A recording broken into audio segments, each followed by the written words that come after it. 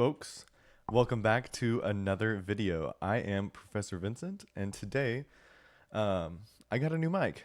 So, hopefully, y'all can hear me better. It's something that I have been trying to work on, figure out which mic to get since I've been using my camera mic for a while now. So, glad to have the upgrade. I hope you guys notice it.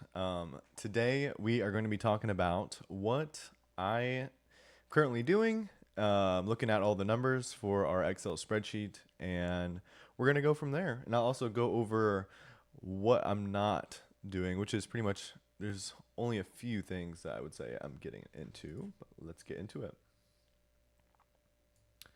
All right.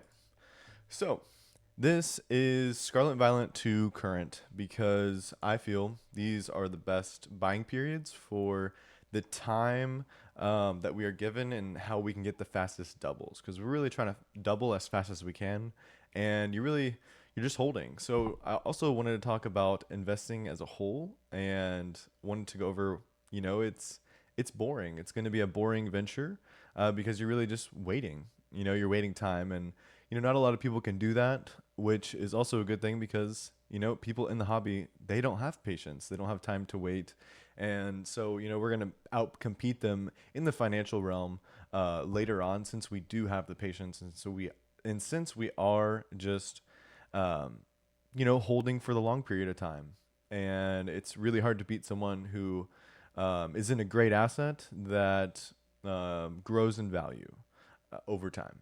So today, wanted to see 151 is going up right now, and I think it's really good to see the gains on 151. Everyone who's been holding 151 for this long period of time, you're doing great things. Things are moving right now. So 151 is definitely one that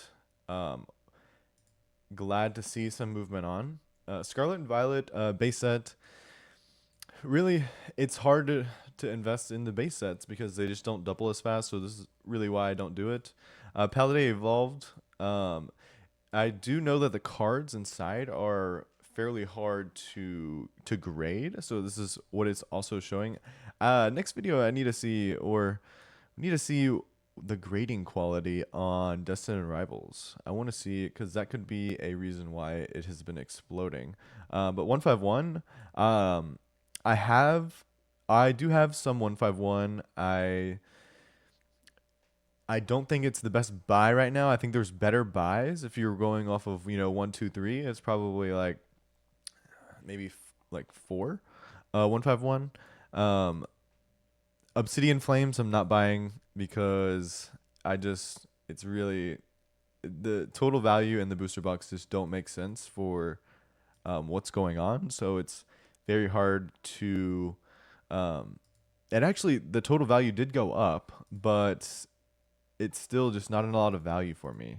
Paradox Rift, it's just going to be one of those mid sets. It's just right in the middle. There's not too much going on, so it's not something that I'm recommending to buy large quantities of and hold for a long period of time rather than other items. Just keep in mind of that. Paldean Fates is doing really well as well. Usually, the specialty sets that have really good value are tending to do the best overall for your investment and as fast as possible. So I do know that there's a time period where these the specialty sets, the ETBs are gonna start having like a max, and then the booster boxes are gonna take over. So something to think about long term is holding booster boxes is going to be a lot better than ETBs, but ETBs in specialty sets and packs, they are going to rise a lot quicker. But in the long haul, I think the better main set lines, the booster box, if you hold to those, they just have higher numbers that they can reach compared to an ETB, I would say. So something to keep in mind while you're buying into boxes and things. Temporal Forces, again, another mid set, just like Paradox Rift. I feel they're going to be very similar the whole ride, pretty much. Just how the numbers look to me and what I go off of. So I really just go off of logistics and the numbers, right? This is the whole point of why you should invest, is because the numbers, why you're doing it. And I'm doing it because the numbers are making sense to buy certain things, and so I hold on to majority of more things. I also wanted to show I set up the background. The background of the videos now is going to be this. I will slowly add to it. I don't have everything here because I'm still moving things around. You know, getting new setup, getting used to creating YouTube videos because I think it's very important for me to get into creating content. I think I can help a lot of people, and I am a giver at heart. So, you know, being able to help people eventually is going to be an awesome thing. Um, but let's get back into it. Twilight Masquerade, I think, booster box wise, I think it's good. I think it's good to have a over like $300 card in a set because that can really determine a lot of things. Especially in a, mm, I guess like there are some sets like I guess I think it was Shining Fates that was like there just has the Charizards in there and that's it, and like there's not really much movement. So maybe so something to keep in mind, or long term. But it is a Greninja, so people do enjoy a Greninja, and it does seem that the booster box is doing fairly well. So we'll see how Twilight Masquerade lines out, and we'll get into Shrouded Fable. Now, Shrouded Fable, I'm not touching. I don't recommend touching. I don't think anyone should do anything with it, even though it's a specialty set. It's gonna be like the dragon set, and I think it was X and Y. It's just it's gonna do the same thing. I mean, the ETB will eventually get there. It's just gonna be a lot slower, is what I think. Stellar Crown as well going to be very slow since there's just not much that you're going into. The one card that was valuable and over $100 was Terapagos, and now the Terapagos is like $35. So like everyone who invested in Terapagos and the Stellar Crown got hammered. Got hammered. Very unfortunate.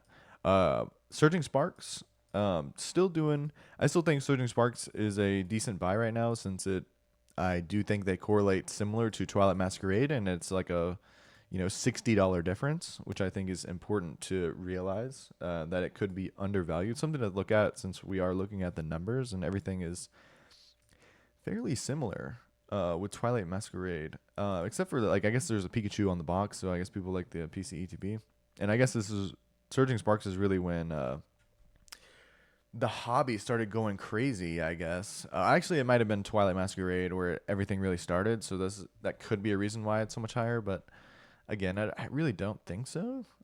But let's get into Prismatic Evolutions. Prismatic Evolutions is still, I think, the set to buy right now. The set is overall, it's over Evolutions. People love the Evolutions. Like, you just can't get around it.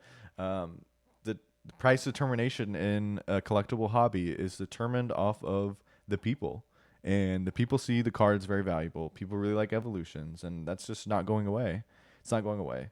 I think I think it might be the top 3 is Umbreon. Like from a fan favorite Pokemon, I think it's probably Charizard, Pikachu, then it's gonna be Umbreon, and you see that in sets that the Umbreons, they all have a high value, and that's due to the consumers thinking that it's worth more because they like it more and more people want it and it's more desirable, right? So it's just gonna be a beast of a set, just because it's an all EV set and it's a specialty set as well. And so, I've got PC ETBs up there. I've got a lot of ETBs of Prismatic Evolutions, and I think it's gonna be a good hold. I think it's going to be a good hold. I think it's going to do better than 151 in 2 years from now. I mean, I think an ETB could be like $800 because I think people are going to continue to want to rip Prismatic. The print quality for all the evolutions is very low, so that's why I think the Umbreon in Prismatic Evolutions is worth more than the one in Evolving Skies. Like, it's because of the print quality. That's how it is. And if that's the case, then it's going to be more sought after for the Prismatic Evolutions Umbreon. You know what I mean? So, Journey Together. We'll get into Journey Together now. After getting really good with Prismatic. But I think Prismatic is a great buy in general. I think you should be in ETBs and packs, not really Not really the bundles. I think if you're ripping, I think you should buy bundles. I think it's the best deal for all bundles. If you're going to rip anything, just buy a bundle. It's the best thing to do. Journey Together, um, it's gonna be a below average set. I don't think it's gonna move very far. I don't think the topper that comes with the set is going to do anything too special. I don't think it's gonna do anything too special. Um, Destined Rivals is very scary right now. I do have some Destined Rivals here, and I'm just holding. I don't want to sell anything because I think Prismatic or Destined Rivals is going to be a just crazy box. I think they're gonna have trouble making more booster boxes, and I think they have only been doing one round of booster boxes. So, you know, Team Rocket is just something special that they don't create all the time, and so people and consumers really enjoy it. It seems, and the prices reflect. Don't know the don't know the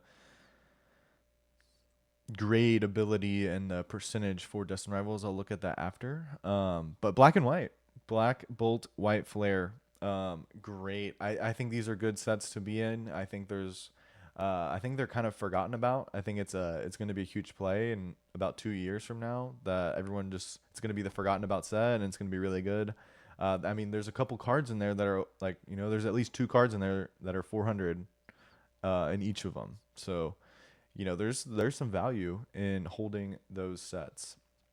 And specialty sets, they're gonna do well. The pack prices are gonna do well with the ETBs. So I've got quite a few Black Bolt White Flare ETBs just sitting around. And it's gonna be boring. Like I said, it's gonna be boring. You're just gonna want to sit there. That's what you gotta do. You'll outcompete them. While we just wait until they don't release them anymore, they don't make them anymore, and then we can sell. That's the whole point. We're gonna wait 2 years. We're gonna wait 2 years and decide then on what is the best move for our play. So, Mega Evolutions. It had people. I don't think people like the gold cards. I don't think they care about how hard it is to hit. I think they just want to have a great artwork and something to look at. And I think they should create, instead of the gold cards, I think they should just create, a different rarity and make it hard to get the super special, super hard to hit cards.